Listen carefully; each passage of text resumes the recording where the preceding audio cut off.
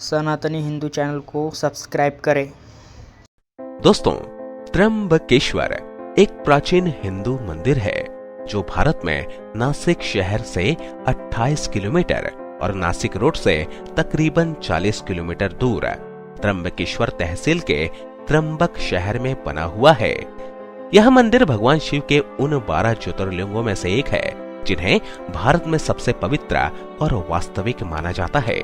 त्र्यंबकेश्वर ज्योतिर्लिंग की सबसे अद्भुत और असाधारण बात तो यह है कि इसके 3 मुख यानी सर हैं, एक भगवान ब्रह्मा, एक भगवान विष्णु और एक भगवान रुद्र। इस लिंग के चारों ओर एक रत्न जड़ित मुकुट रखा गया है जिसे त्रिदेव के मुखौटे के रूप में रखा गया है। कहा जाता है कि यह मुकुट पांडवों के समय से यहीं पर है। इस मुकुट में हीरा, पन्ना और कई बेशकीमती रत्न जड़े हुए हैं। त्र्यंबकेश्वर मंदिर में इसको सिर्फ सोमवार के दिन 4 से 5 बजे तक दिखाया जाता है। यह मंदिर ब्रह्मगिरी पर्वत के तलहटी में स्थित है।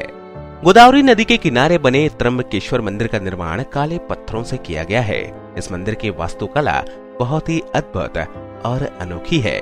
इस मंदिर के पंचकोशी में काल सर्प शांति, त्रिपिंडी विधि और नारायण नागबली आदि पूजा कराई जाती है, जिनका आयोजन भक्तगण अलग अलग मनोकामना को पूर्ण करने के लिए करवाते हैं।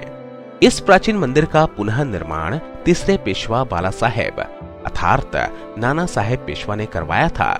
इस मंदिर का जीर्णोद्धार द्वार सन 1755 में शुरू हुआ था, जिस काम का अंत बाद 1786 में संपन्न हुआ। तथ्यों के मुताबिक इस भव्य प्राचीन मंदिर का निर्माण कार्य में लगभग 16 लाख रुपए खर्च किए गए थे, जिसे उस समय काफी बड़ा रकम माना जाता था। त्र्यंबकेश्वर मंदिर का भव्य इमारत सिंधु आर्य शैली का अद्भुत नमूना है। इस मंदिर के भीतर एक गर्भगृह है जिसमें प्रवेश करने के पश्चात शिवलिंग के सिर्फ आंख ही दिखाई देती हैं, लिंग नहीं। यदि ध्यान से देखा जाए तो आगे के भीतर 1 इंच के 3 लिंग दिखाई देते हैं। इन तीनों लिंगों को त्रिदेव यानी ब्रह्मा, विष्णु, महेश का अवतार माना जाता है।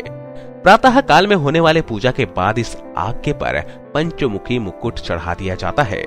त्र्यंबकेश्वर मंदिर परिसर में कुंड है, कुशावर्त, जो गोदावरी नदी का स्रोत है।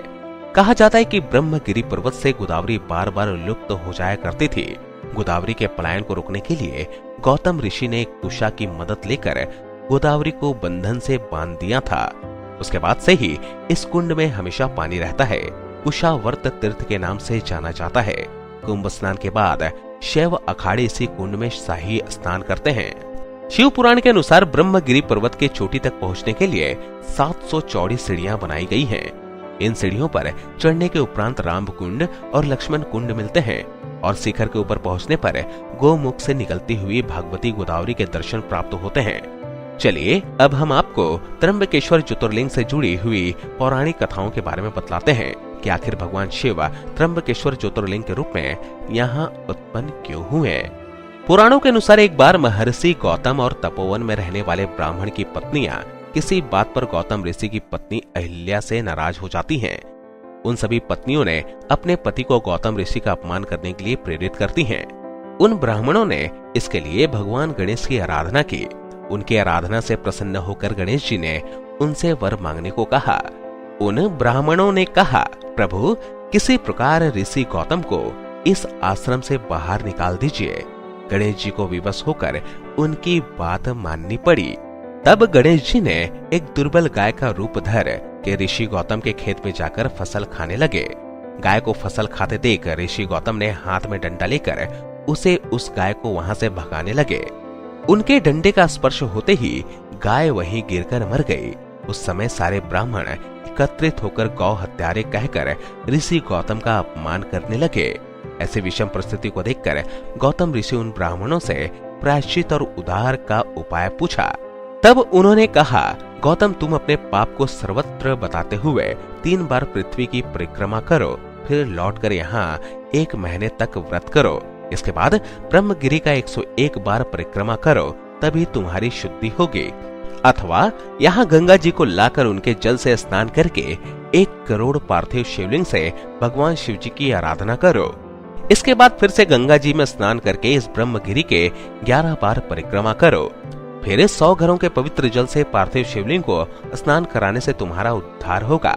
उसके बाद भी गौतम ऋषि ने सारे कार्य पूरे करके पत्नी के साथ पूर्णतः तल्लीन होकर भगवान शिव की आराधना करने लगे। इससे प्रसन्न होकर भगवान शिव ने उनसे वर मांगने को कहा। महर्षि गौतम ने कहा, भगवान आप मुझे गौ हत्या के पाप से मुक्त कर दीजिए। भगवान शिव ने कहा, गौतम तुम सर्वदा निष्पाप हो। गौ हत्या का अपराध तुम पर छल पूर्वक लगाया गया था। ऐसा करने के लिए तुम्हारे आश्रम के ब्राह्मणों को मैं दंड देना चाहता हूँ। इस पर महर्षि गौतम ने कहा कि उन्हीं के उस कार्य से मुझे आपके दुर्लभ दर्शन प्राप्त हुए हैं। अब उन्हें मेरा परम समझकर उन पर आप क्रोध ना करें। बहुत सारे ऋषि मुनियों और देवगण ने वहां उपस्थित होकर ऋषि गौतम के बात का अनुमोदन करते हुए भगवान शिव से सदा वहीं पर निवास करने की प्रार्थना की। फिर भगवान शिव ने उन सब की बात मानकर वहां त्र्यंबक ज्योतिर्लिंग के रूप में वहीं स्थित हो गए। त्र्यंबकेश्वर मंदिर में जब भगवान शिव की शाही सवारी निकाली जाती है तो वह दृश्य देखने लायक होता है। इस भ्रमण के समय त्र्यंबकेश्वर महाराज के पंचमुखी सोने के मुखौटे को पालकी में बिठाकर गांव में घुमाया जाता है। फिर कुशाव्रत घाट तीर्थ में स्नान कराया जाता है।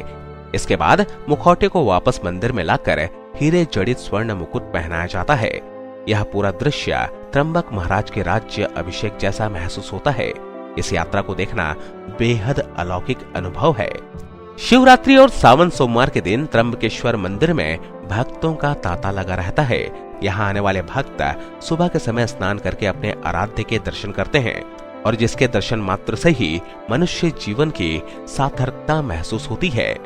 दोस्तों, अगर आप कभी नासिक जाएं तो आप त्र्यंबकेश्वर मंदिर के दर्शन करना मत भूलिएगा। और अगर आपने त्र्यंबकेश्वर के दर्शन किए हैं तो अपने अनुभव हमें कमेंट बॉक्स में जरूर बताएं। इस वीडियो में बस इतना ही।